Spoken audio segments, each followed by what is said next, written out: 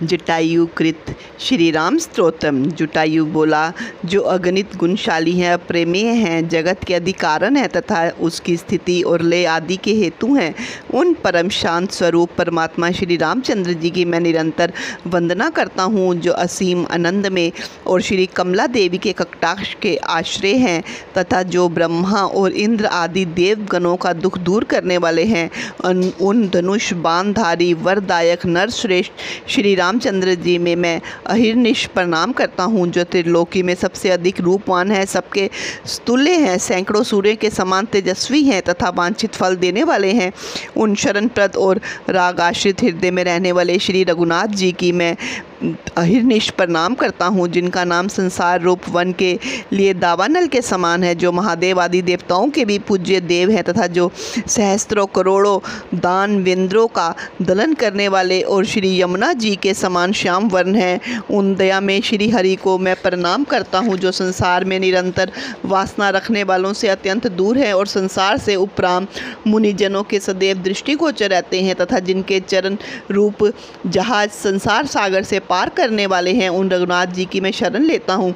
श्री महादेव और पार्वती जी के मन मंदिर में निवास करते हैं, जिनकी लीलाएं अति मनोहारिणी हैं तथा देव और असुरपतिगण जिनके चरण कमलों की सेवा करते हैं। उन गिरिवरधारी सुखदायक रघुनायक की मैं शरण लेता हूँ, जो परधन और पर स्त्री से सदा दूर रहते हैं तथा पराये गुण और पराई विभूति को देखकर प्रसन्न होते हैं। उन निरंतर परोपकार परायण महात्माओं से सुशोभित कमल नयन श्री रघुनाथ जी की मैं शरण लेता हूँ, जिनका मुख कमल मनोहर मुस्कान से विकसित हो रहा है, जो भक्तों के लिए अति सुलभ है, जिनके शरीर की कांति इंद्र नील मणि के समान सुंदर नील वर्ण है तथा जिनके मनोहर नेत्र श्वेत कमल की सी शोभा वाले हैं। उन श्री गुरु महादेव जी के परम गुरु श्री रघुनाथ जी की मैं शरण लेता हूँ। हे प्रभु, जल से भरे हुए पात्रों से जैसे एक ही सूर्य प्रतिबिंब होता है, वैसे ही सत्व रज और तम इन तीनों गुणों की वृत्ति के कारण आप ही विष्णु ब्रह्मा और महादेव रूप से भासित होते हैं। हे ईश, आप देवराज इंद्र को भी